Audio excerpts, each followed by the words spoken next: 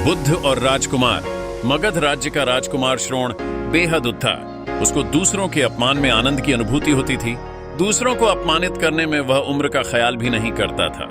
जब माता पिता उसकी हरकतों से बहुत परेशान हो गए तो उन्होंने अपने महल में भगवान बुद्ध को आमंत्रित किया।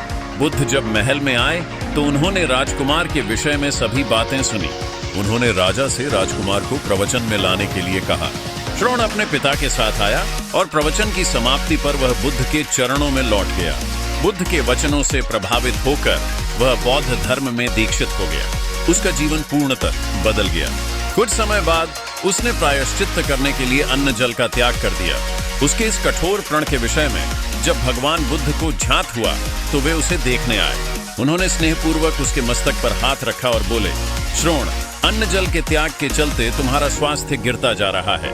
तुम संगीत के जानकार हो, अतः उससे जुड़े मेरे एक प्रश्न का उत्तर दो।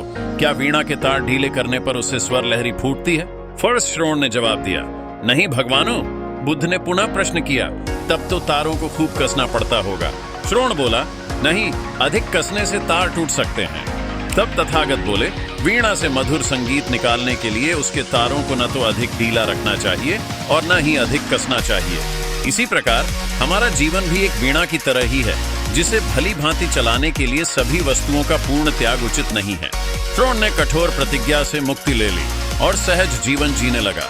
यह कथा जीवन को नैसर्गिक तरीके से जीने पर बल देती है, जिसमें उचित आवश्यकताओं की पूर्ति और अतिरिक्त इच्छाओं पर नियंत्रण का संदेश शामिल है।